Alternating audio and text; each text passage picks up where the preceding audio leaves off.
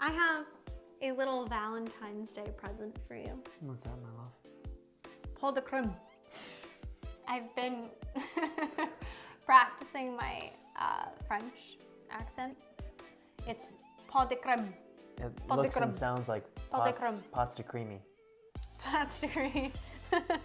So, if you haven't heard of chocolate pot de crème, it is, in English, it translates to pots of cream or pots of custard. Okay.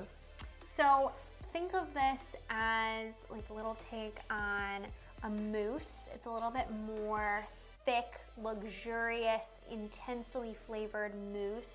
Like But a it's better not- version of a chocolate mousse. Yeah, but it's not as like kind of jiggly as you might think like, where was I going with this? Pudding. Okay, got it. Yeah. It's a more decadent pudding. Yeah, it's a little bit more thick and luxurious, and it's perfect for a Valentine's Day. Happy Valentine's Day. Instead of a chocolate box. So you're basically going to make a French custard, so this very thick, beautiful custard. What does that start with? That is the base of this recipe. So it starts off with a lot of heavy cream. Okay.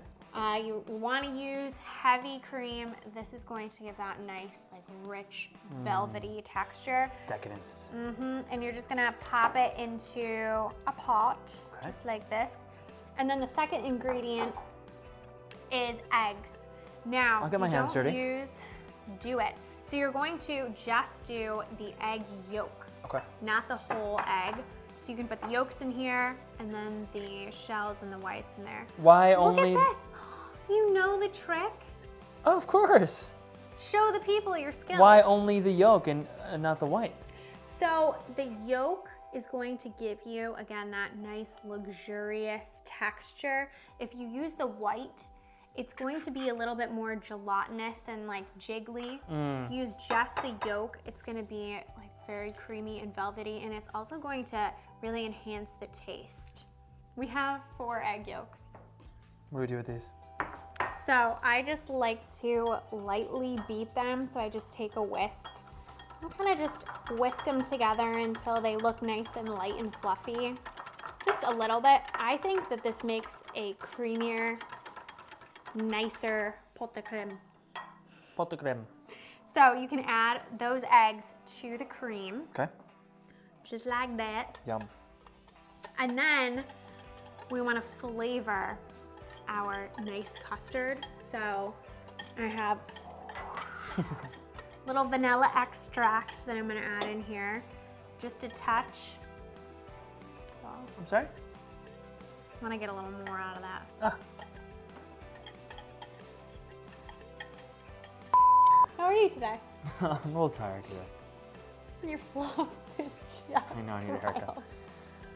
Looks like So- we have some salt here. Salt. Again, we're doing flavor. We want to really accentuate the flavor of our custard. So just a pinch of salt. Okay. And then all you want to do is just take a wooden spoon and you just want to mix together all of your ingredients until they're nicely combined.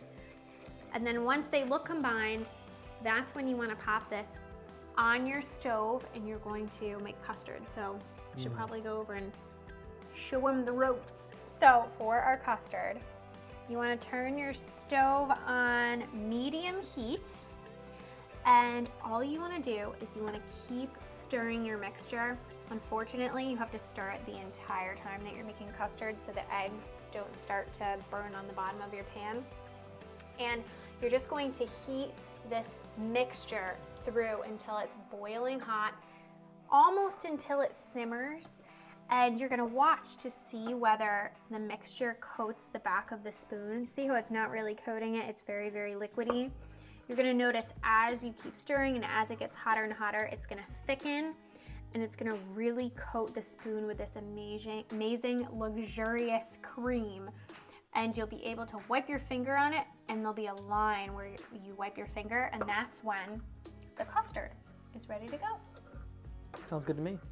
So like 10, 15. One question though. Why do you have to use a wooden spoon?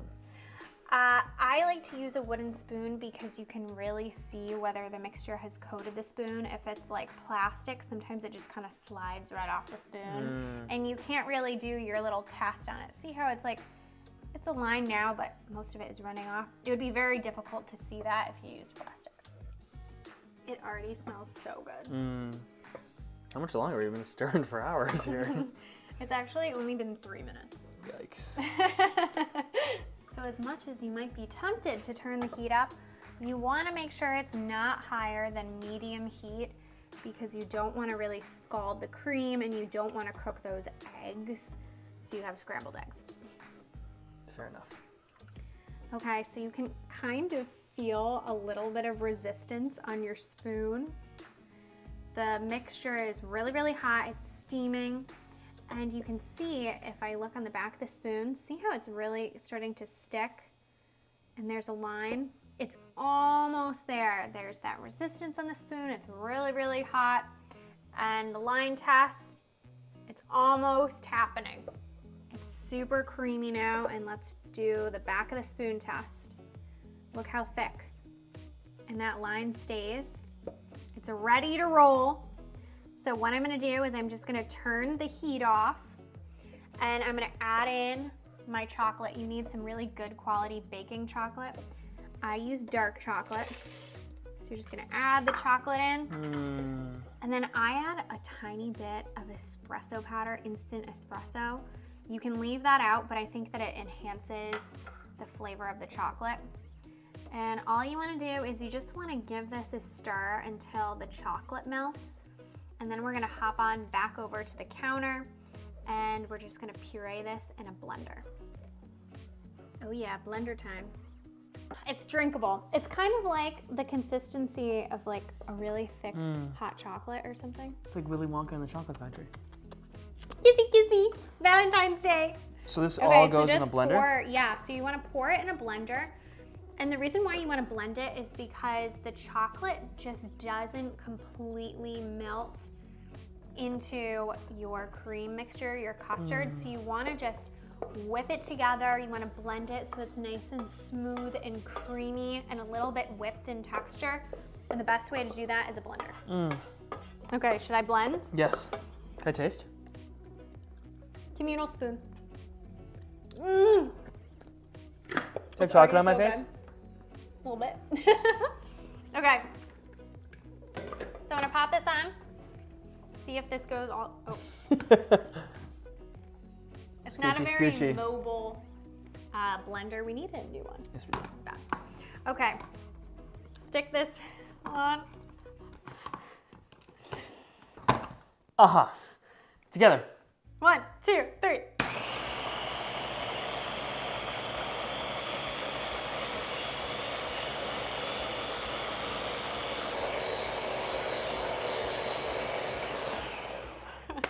Wow.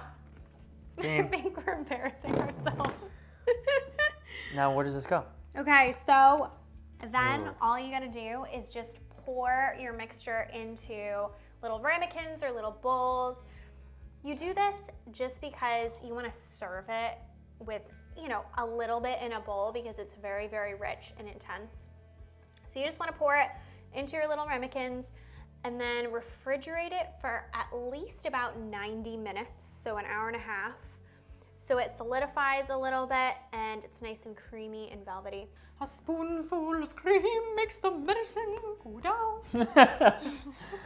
I made some whipped cream. I actually made it with my own arm. Wow, you like... I whipped it myself. I have to try for good measure.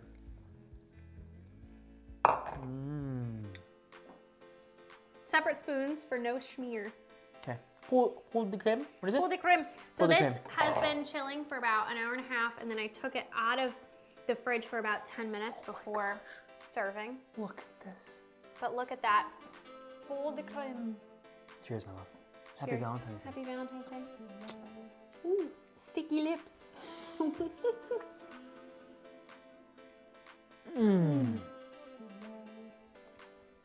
Oh my lord. So creamy. Isn't it like velvety and just, it's like natty. It's natty. Gross. Check this out, guys. on tastefullygrace.com. We're so weird. You won't regret it. Cheers.